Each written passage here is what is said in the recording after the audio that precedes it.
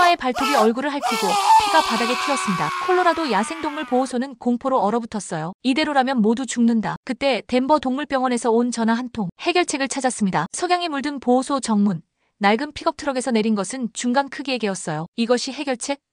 내 비웃음이 채 끝나기도 전에 그 개가 으르렁거리던 늑대 우리로 다가갔습니다. 순간 모든 늑대들이 침묵했죠. 개는 단지 앉아서 고개를 살짝 기울였을 뿐인데 가장 흉폭한 늑대가 바닥에 누워버렸어요. 그 개의 눈에서 나는 인간도 동물도 아닌 무언가를 보았습니다. 고대의 지혜, 깊은 이해, 내 심장이 멈춘 듯했어요. 이것이 진돗개 태풍입니다. 그 순간 알았죠. 내 인생이 영원히 바뀌리라는 것을. 제 이름은 에밀리 카터입니다. 콜로라도 야생동물 보호소장이죠. 보호소에서 일한 지 벌써 7년째예요. 그동안 수백 마리의 야생동물들을 돌봐왔습니다. 하지만 2019년 가을 저는 그 어느 때보다 힘든 시기를 겪고 있었어요. 오늘 또 마크가 퓨마에게 핥혔대요. 레이첼이 아침 보고를 전하며 한숨을 쉬었습니다. 이번 주에만 3번째 사고였어요. 다행히 깊지는 않지만 봉합이 필요했대요. 이러다 직원들이 다 떠나겠네. 저는 서류 더미에서 고개를 들고 말했죠. 요즘 보호소는 최악의 상황이었습니다. 회복 중인 늑대 3마리와 밀렵꾼에게서 구조된 퓨마가 너무 공격적이었거든요. 심지어 우리 최고의 핸들러인 마크도 안전하게 접근하지 못하는 상황이었어요. 창문 너머로 가을 햇살이 비치고 있었지만 저는 그 따스함을 느낄 여유가 없었죠. 전화기가 울렸습니다. 에밀리, 나 준호야. 반가운 목소리가 들렸어요. 김준호는 덴버 동물병원의 수의사로 가끔 우리 보호소의 까다로운 케이스를 도와주곤 했죠. 오늘 오후에 시간 있어? 보여주고 싶은 게 있어. 솔직히 지금 정신없이 바빠. 제가 대답했어요. 문제 동물들 때문에 직원들이 다치고 있어. 그래서 전화했어. 준호의 목소리에 확신이 느껴졌습니다. 해결책을 가져갈게. 저는 회의적이었지만 준호를 신뢰했기에 만남을 약속했어요. 그날 오후 사무실에서 서류 작업을 하고 있을 때 준호가 도착했습니다. 그런데 그가 혼자가 아니었어요. 중간 크기의 개가 그의 옆에 있었죠. 이게 뭐야? 저는 의아한 표정으로 물었어요. 개는 단단한 근육질 몸매에 검은 등과 황갈색 얼굴을 가지고 있었습니다. 평범해 보였지만 그 눈빛은 뭔가 달랐어요. 관찰하는 듯한 침착한 눈빛이었죠. 태풍이야, 진돗개. 준호가 자랑스럽게 말했습니다. 한국에서 데려왔어. 밀렵꾼에 덫에 걸려있던 것을 구조했지. 저는 의심스러운 눈길로 개를 바라봤어요. 준호, 우리가 필요한 건 문제 동물들을 다룰 수 있는 해결책이야. 이미 독일 shepherd와 라브라도가 효과가 없었는데 더 작은 개가 무슨 도움이 될까? 태풍은 특별해. 준호가 설명했어요. 진돗개는 한국에서 수천 년 동안 농장을 지키고 사냥을 해왔어. 사람의 명령보다 상황을 읽고 독립적으로 판단하는 능력이 뛰어나지. 저는 여전히 회의적이었지만 준호를 믿었기에 한번 시도해보기로 했어요. 좋아, 한번 보호소를 둘러보자. 우리는 함께 보호소로 향했습니다. 첫 번째로 들른 곳은 늑대 구역이었어요. 3마리 회색 늑대가 우리 안에서 초조하게 왔다 갔다 하고 있었죠. 이들은 불법 사육시설에서 구조된 개체들로 사람에 대한 깊은 불신과 공포를 가지고 있었습니다. 이 녀석들이 가장 문제야. 제가 설명했어요. 누가 접근하기만 해도 공격적으로 변해. 심지어 먹이를 주는 것도 위험할 정도지. 준호가 태풍에게 뭔가 낮은 목소리로 말했고 개는 조용히 늑대 우리 앞으로 다가갔어요. 저는 긴장했습니다. 늑대들이 평소처럼 공격적으로 반응할까 걱정됐거든요. 놀랍게도 태풍은 특별한 행동을 취했어요. 늑대들을 직접 쳐다보지 않고 몸을 약간 옆으로 틀어앉았죠. 그리고는 눈을 살짝 내리깔고 평온한 상태를 유지했습니다. 늑대들은 처음에 경계했지만 놀랍게도 점차 진정되기 시작했어요. 가장 큰 늑대가 으르렁거림을 멈추고 우리 구석에 조용히 앉았습니다. 다른 2마리도 곧 따라했죠. 이게 어떻게? 제 입에서 저절로 말이 나왔어요. 7년 동안 야생동물을 다뤄왔지만 이런 광경은 처음이었습니다. 태풍은 위협적으로 행동하지 않았어. 준호가 설명했어요. 늑대들에게 난 너희를 해치러 온 게 아니야 라고 바디랭귀지로 전달한 거지. 진돗개는 이런 비언어적 소통에 타고난 재능이 있어. 다음으로 우리는 퓨마가 있는 구역으로 갔습니다. 커다란 고양이는 케이지 구석에서 날카로운 눈빛으로 우리를 노려보고 있었어요. 이 퓨마 때문에 마크가 다쳤죠. 태풍은 이번에도 비슷한 접근법을 보였습니다. 직접적인 눈맞춤을 피하면서 천천히 몸을 낮추고 옆으로 돌렸어요. 퓨마는 여전히 경계했지만 평소보다 훨씬 차분한 상태였죠. 심지어 저희가 떠날 때는 누워서 저희를 지켜봤습니다. 사무실로 돌아오는 길에 저는 생각에 잠겼어요. 방금 본 광경은 평소의 경험과는 완전히 달랐거든요. 분명 이 개에게는 뭔가 특별한 것이 있었습니다. 어때?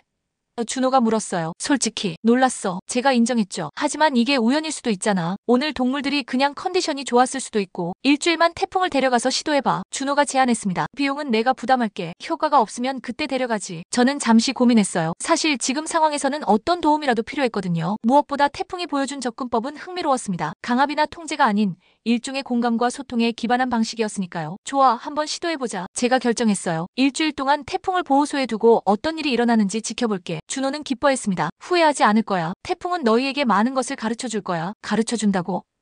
저는 웃음을 터뜨렸어요. 걔가 우리에게 뭘 가르쳐준다는 거야? 두고 봐. 준호가 미소 지으며 말했습니다. 때로는 가장 뜻밖의 스승에게서 배우게 되는 법이지. 그날 저녁 저는 태풍을 제 집으로 데려갔어요. 보호소에서 멀지 않은 숲 가장자리에 있는 작은 오두막이었죠. 태풍은 새로운 환경을 조용히 탐색했습니다. 이상하게도 대부분의 개들처럼 흥분하거나 호기심을 보이지 않았어요. 대신 체계적으로 집안을 둘러보더니 벽난로 앞 바닥에 자리를 잡았죠. 저는 태풍을 지켜보며 차를 마셨어요. 그의 눈에는 제가 지금까지 본 어떤 개와도 다른 무언가가 있었습니다. 오래된 지혜 같은 것이 담겨있는 듯했어요. 하지만 저는 여전히 회의적이었죠. 개가 우리의 문제를 어떻게 해결할 수 있을까요? 태풍, 제가 불렀어요. 개는 즉시 고개를 들어 저를 바라봤습니다. 정말 내가 도움이 될 수 있을까? 물론 태풍은 대답하지 않았어요. 그저 평온한 눈빛으로 저를 바라볼 뿐이었죠. 하지만 그 순간 이상하게도 안심이 되는 느낌이 들었습니다. 마치 걱정하지 마. 내가 여기 있어라고 말하는 것 같았어요. 다음 날 아침 우리는 일찍 보호소로 향했습니다. 직원들에게 태풍을 소개하는 동안 그들의 얼굴에서 의심을 읽을 수 있었어요. 특히 마크는 공공연히 회의적이었죠. 농담하는 거죠? 마크가 팔의 붕대를 가리키며 물었습니다. 저 작은 개가 퓨마를 진정시킬 수 있다고요? 그냥 한번 시도해보자고. 제가 말했어요. 다른 방법은 다 실패했잖아. 그날부터 태풍은 보호소에서 저와 함께 일과를 시작했습니다. 처음엔 단순히 저를 따라다니며 관찰하게 했어요. 놀랍게도 태풍은 매우 훈련된 모습을 보였습니다. 소음에 놀라지 않고 다른 동물들에게 과도하게 반응하지 않았죠. 대신 모든 상황을 주의 깊게 관찰하는 듯했어요. 오후에 저는 태풍과 함께 문제의 늑대들에게 먹이를 주기로 했습니다. 평소라면 2명의 직원이 필요한 위험한 작업이었죠. 하지만 이번에는 태풍이 먼저 들어가서 늑대들의 상태를 확인했어요. 그리고 놀랍게도 늑대들은 어제와 마찬가지로 침착했습니다. 이건 기적이야. 레이첼이 속삭였어요. 저 늑대들이 저렇게 조용한 건 처음 봐요. 저도 놀랐지만 아직 확신하기는 이르다고 생각했어요. 하루 이틀의 행동으로 판단할 수는 없으니까요. 하지만 그날 저녁 퓨마에게 약물 치료를 해야 했을 때 태풍의 도움으로 마취 없이도 성공했습니다. 이건 정말 전례 없는 일이었어요. 일주일이 지나고 준호가 약속대로 찾아왔습니다. 어때? 태풍은 잘 지내? 저는 솔직했어요. 믿기 힘들겠지만 태풍이 정말 변화를 가져왔어. 문제 동물들이 훨씬 차분해졌고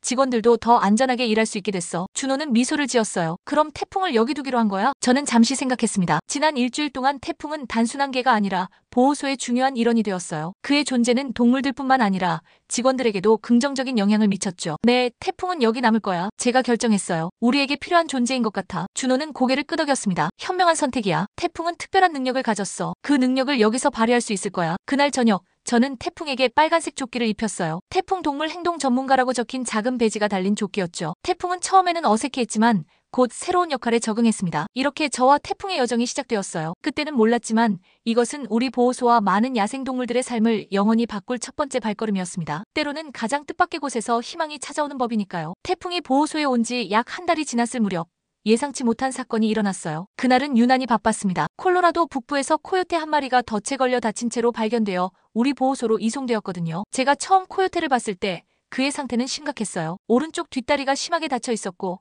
탈수와 영양실조 상태였죠. 수술이 필요해요. 우리 수의사 세라가 진단했습니다. 다행히 뼈는 부러지지 않았지만 근육과 인대가 많이 손상됐어요. 수술은 성공적이었고 코요테는 회복실로 옮겨졌어요. 처음 며칠간 그는 마취약의 영향으로 얌전했습니다. 하지만 의식이 완전히 돌아오자 상황이 급변했죠. 그 코요테는 극도의 공격성을 보이기 시작했어요. 케이지에 누군가 접근하기만 해도 미친 듯이 으르렁거리며 달려들었습니다. 이런 경우는 드물지 않아요. 세라가 설명했어요. 야생동물, 특히 성체 코요테는 인간에 대한 본능적 두려움과 공격성을 가지고 있으니까요. 게다가 부상으로 인한 스트레스와 낯선 환경까지. 문제는 코요테의 회복을 위해서는 정기적인 상처 치료와 약물 투여가 필요하다는 점이었어요. 직원들은 코요테에 접근할 때마다 마취총을 사용해야 했고 잦은 마취는 코요테의 건강에 좋지 않았죠. 이대로는 안 돼요. 제가 아침 회의에서 말했습니다. 매번 마취를 하면 회복이 더 늦어질 거예요. 다른 방법을 찾아야 해요. 회의가 끝난 후 태풍이 저를 따라 코요테가 있는 구역으로 갔어요. 그날따라 태풍은 유난히 집중하는 모습이었습니다. 코요테의 케이지 근처에 도착하자 태풍은 갑자기 걸음을 멈추고 코요테를 바라봤어요. 태풍? 제가 부르자 태풍은 꼬리도 흔들지 않고 완전히 정지된 상태였어요. 그리고는 천천히 코요테 케이지 앞으로 다가갔습니다. 코요테는 즉시 공격 태세를 취했어요. 털을 세우고 이빨을 드러내며 격렬하게 으르렁거렸죠. 저는 태풍을 물러나게 하려 했지만 직감적으로 그를 지켜보기로 했어요. 태풍은 코요테 케이지 앞에 조용히 앉았어요. 고개를 약간 숙인 채 뚫어지게 코요테를 바라봤죠. 태풍의 몸은 완전히 이완된 상태였지만 시선은 코요테에게 고정되어 있었습니다. 놀랍게도 처음에는 광분하던 코요테가 점차 진정되기 시작했어요. 으르렁거림이 약해지더니 마침내 뒤로 물러나 누워버렸습니다. 믿을 수 없네. 제 옆에 서 있던 레이첼이 속삭였어요. 저 코요테가 진정된 것은 처음이에요. 저는 놀라움을 감출 수 없었어요. 그날 오후 태풍의 존재 속에 새라는 코요테에게 안전하게 접근하여 상처를 치료하고 약물을 투여할 수 있었습니다. 마취 없이요. 이 사건은 보호소 전체에 빠르게 퍼졌어요. 동료들은 반신반의했지만 직접 목격한 사람들은 확신했죠. 태풍에게는 분명 특별한 무언가가 있었습니다. 며칠 후 덴버 대학교의 야생동물 행동학자 마크 존슨 박사가 보호소를 방문했어요. 그는 제 대학 시절 교수였는데 야생동물의 행동 패턴에 관한 권위자였죠. 우연히 코요테 사건에 대해 들은 마크 박사가 직접 확인하고 싶다며 찾아온 겁니다. 흥미로운 얘기를 들었어, 에밀리. 마크 박사가 사무실에 들어서며 말했어요. 한국에서 온 개가 야생동물들을 진정시킨다고. 직접 보셔야 믿으실 거예요. 제가 대답했어요. 저도 처음엔 믿기 힘들었으니까요. 마크 박사는 태풍을 만나고 싶어 했고 저는 그를 태풍에게 소개했어요. 태풍은 차분하게 마크 박사를 맞이했고 그의 손에서 냄새를 맡더니 곧 친근하게 다가갔습니다. 놀라운 눈빛이군. 마크 박사가 태풍의 눈을 들여다보며 말했어요. 이 개에게는 분명 특별한 무언가가 있어. 우리는 태풍과 함께 보호소를 둘러보기 시작했어요. 마크 박사는 특히 태풍이 다양한 동물들 앞에서 보이는 행동에 주목했습니다. 태풍은 각 동물종에 따라 미묘하게 다른 접근법을 취했거든요. 흑곰 우리 앞에서는 태풍이 적당한 거리를 유지하며 느리게 움직였어요. 곰이 앞발을 들어 위협 자세를 취했을 때도 태풍은 침착하게 자리를 지켰죠. 마크 박사는 이 모습을 유심히 관찰했어요. 다음으로 퓨마가 있는 곳으로 갔습니다. 날카로운 발톱을 드러내던 퓨마에게 태풍은 눈을 깜빡이지 않는 단호한 시선으로 대응했어요. 퓨마는 처음에 공격적인 자세를 취했지만 곧 누워서 태풍을 무시하는 듯한 태도를 보였습니다. 흥미롭군. 마크 박사가 중얼거렸어요. 각 동물종에 따라 다른 접근법을 사용하고 있어. 마지막으로 우리는 불안해하는 엘크 무리가 있는 넓은 울타리로 향했어요. 엘크들은 보통 사람이 다가가면 우르르 뭉쳐서 경계 태세를 취했죠. 하지만 태풍은 의도적으로 낮은 자세를 취하고 천천히 울타리 주변을 걸었어요. 놀랍게도 엘크들은 평소보다 훨씬 차분한 모습을 보였습니다. 관찰을 마친 후 마크 박사는 제 사무실로 돌아와 생각을 정리했어요. 에밀리, 이건 정말 놀라운 일이야. 마크 박사가 확신에 찬 목소리로 말했습니다. 태풍이 보여주는 건 내가 자연적 권위라고 부르는 현상이야. 자연적 권위요? 제가 물었어요. 그래, 진돗개는 수천 년 동안 한국의 상과들에서 포식자와 약탈자 모두를 상대하며 진화했어. 위협도 두려움도 드러내지 않는 중립적 존재감이 야생동물들에게 특별한 신호로 작용하는 거지. 이건 배운 행동이 아니라 본능이야. 마크 박사는 계속해서 설명했어요. 대부분의 동물들은 다른 종의 행동을 위협 아니면 위협 아님으로 해석해. 하지만 태풍은 그 중간지대에 있어. 그는 위협적이지도 위협받지도 않는 존재로 인식되는 거야. 이런 존재는 야생에서는 매우 드물고 그래서 동물들이 혼란스러워하면서도 존중하게 돼. 저는 이 설명에 깊은 인상을 받았어요. 마크 박사의 말은 제가 지난 몇 주간 관찰한 내용과 정확히 일치했거든요. 더 놀라운 건 마크 박사가 덧붙였어요. 태풍이 각 동물종의 특성에 맞게 행동을 조정한다는 거야. 이건 대단한 직관과 관찰력이 필요해. 인간 트레이너도 이렇게 하기 어려운데 태풍은 본능적으로 해내고 있어. 그날 이후 저는 태풍과 함께 보호소의 까다로운 동물들을 체계적으로 관리하기 시작했어요. 태풍은 특히 동물들의 미묘한 행동 변화를 감지하는 데 탁월했습니다. 귀의 위치, 근육 긴장도, 호흡 리듬과 같은 작은 신호들을 인간보다 훨씬 먼저 알아차렸죠. 한 번은 평소에는 차분하던 늑대가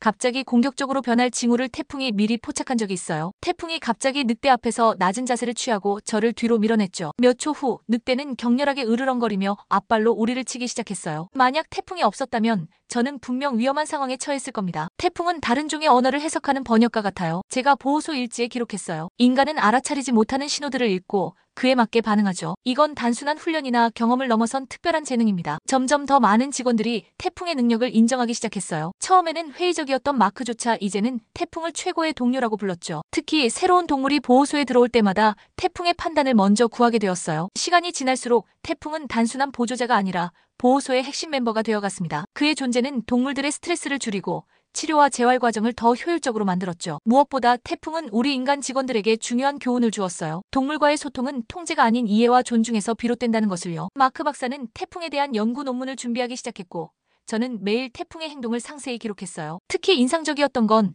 태풍이 단순히 타고난 능력에 의존하는 것이 아니라 계속해서 배우고 적응한다는 점이었죠. 마치 모든 경험을 통해 동물의 언어 사전을 확장해 나가는 것 같았어요. 어느 날 새로운 종의 동물버지니아 흰꼬리 사슴이 보호소에 들어왔을 때 태풍은 처음에는 조심스러웠어요. 사슴에게 어떻게 접근해야 할지 탐색하는 듯했죠. 하지만 불과 몇 시간 만에 태풍은 사슴이 편안하게 느끼는 거리와 자세를 찾아냈습니다. 이런 적응력은 정말 놀라웠어요. 태풍이 대단한 이유는 마크 박사가 말했어요. 그가 동물들의 반응을 끌어내는 것이 아니라 그들이 자연스럽게 반응할 수 있는 환경을 만든다는 거야. 이건 강제가 아닌 유도지. 인간 트레이너들이 배워야 할 중요한 교훈이야. 태풍의 명성은 점점 퍼져나갔어요. 인근 보호소에서도 특히 다루기 어려운 동물들에 대해 태풍의 도움을 요청하기 시작했죠. 물론 모든 요청을 수락할 수는 없었지만 가능한 한 많은 동물들을 돕고자 했습니다. 그렇게 몇 개월이 지났고 태풍은 저에게 없어서는 안 될 존재가 되었어요. 이제 보호소에 있는 모든 사람들이 태풍을 특별한 존재로 여겼죠. 그리고 저는 매일 새로운 깨달음을 얻었습니다. 때로는 가장 뜻밖의 스승에게서 가장 큰 지혜를 배우게 되는 법이니까요. 마크 박사는 태풍에 대한 논문을 마무리하며 이렇게 말했어요. 태풍은 우리에게 야생동물 관리의 새로운 패러다임을 보여주고 있어. 이건 단순한 통제가 아닌 진정한 소통과 공존의 방식이지. 아마도 우리 인간이 잊고 있던 지혜를 태풍이 다시 일깨워주는 것일지도 몰라. 그 말에 저는 깊이 공감했어요. 태풍이 우리에게 가르쳐준 것은 단순한 동물 다루는 기술이 아니었으니까요. 그것은 다른 생명체를 이해하고 존중하는 방법, 그리고 무엇보다 인간의 관점을 넘어 세상을 바라보는 방법이었습니다. 2020년 1월, 콜로라도를 역사적인 한파가 강타했어요. 영하 25도까지 기온이 떨어졌고 눈보라가 이틀 내내 계속되었죠. 보호소는 이런 극한의 날씨에 대비해 난방 시스템을 갖추고 있었지만 갑작스러운 기온 하락으로 시스템이 과부하되어 고장나고 말았습니다. 에밀리 상황이 좋지 않아요. 보호소의 시설 관리자 데이비드가 아침 일찍 전화로 알려왔어요. 난방 시스템이 완전히 다운됐어요. 엔지니어를 부르긴 했지만 눈보라 때문에 도착하는데 최소 4시간은 걸릴 거래요. 저는 즉시 비상대책팀을 소집했습니다. 우선 취약한 동물들을 위한 임시 여론부터 설치해야 해요. 특히 열대지역 출신 동물들과 회복 중인 개체들이 위험해요. 직원들은 신속하게 움직였어요. 히터, 열담요, 심지어 가정용 난로까지 동원했습니다. 하지만 워낙 넓은 시설이다 보니 모든 구역을 커버하기에는 역부족이었죠. 다들 각자 담당 구역을 살피세요. 취약한 동물들을 위한 임시 대피소를 본관에 마련할게요. 레이첼, 마크, 난방 시스템 복구를 도와주세요. 나머지는 동물들 상태를 확인하고 필요한 조치를 취하세요. 저는 태풍과 함께 가장 취약한 동물들이 있는 구역으로 향했어요. 태풍은 이미 상황의 심각성을 감지한 듯 평소보다 더 경계하는 모습이었습니다. 추위 속에서 그의 숨결이 하얗게 공기 중에 번졌어요. 우리는 먼저 회복 중인 맹금류들을 점검했어요. 독수리와 매들은 추위에 약한 편이라 가장 걱정되었거든요. 다행히 직원들이 이미 임시 여론을 설치해둔 상태였습니다. 다음으로 사막여우와 프레리독 같은 소형 포유류 구역으로 이동했어요. 점검을 마치고 본관으로 돌아가려는 순간 태풍의 행동이 갑자기 변했어요. 그가 코를 들어 공기를 탐색하더니 귀를 쫑긋 세우고 특정 방향의 냄새를 집중적으로 맡기 시작했습니다. 그의 온몸이 긴장했지만 공격적인 모습은 아니었어요. 분명 무언가를 감지한 것 같았죠. 태풍, 뭐지? 제가 물었어요. 그러자 태풍은 꼬리를 굳게 세운 채 저를 한번 쳐다본 뒤 사육사들이 평소에 잘 가지 않는 창고 방향으로 발걸음을 옮겼습니다. 태풍의 행동에서 불안이나 공격성이 아닌 강한 경계심을 느꼈어요. 저는 직감적으로 무언가 심각한 문제가 발생했음을 알았죠. 태풍, 가자. 제가 말하자 태풍은 확신의 창걸음으로 앞장섰습니다. 창고는 보호소 외곽에 위치해 있었어요. 주로 장비와 사료를 보관하는 곳이었지만 겨울에는 겨울잠을 자는 곰들을 위한 공간으로도 사용됐습니다. 저는 그제서야 창고에 있는 흑곰들이 걱정되기 시작했어요. 난방 시스템 고장으로 온도가 급변했다면 겨울잠 중인 곰들에게 심각한 영향을 미칠 수 있었거든요. 태풍은 창고 문 앞에서 잠시 멈춰서더니 낮은 신음소리를 냈어요. 저는 조심스럽게 문을 열었고 그 순간 충격적인 광경이 펼쳐졌습니다. 창고 안은 난장판이었어요. 3마리의 흑곰이 겨울잠에서 일찍 깨어나 방향 감각을 잃고 공황 상태에 빠져 있었죠. 난방 고장으로 온도가 급변한 창고에서 혼란스럽게 깨어난 곰들은 이미 격앙된 상태였고 한정된 공간에서 서로를 위협하며 공격하기 시작했어요. 저는 즉시 무전기를 꺼내 지원을 요청했어요. 상황은 매우 위험했어요. 격앙된 흑곰들은 서로에게도 인간에게도 치명적일 수 있었죠. 분명 이대로 기다리면 약한 개체가 심각한 부상을 입을 것 같았고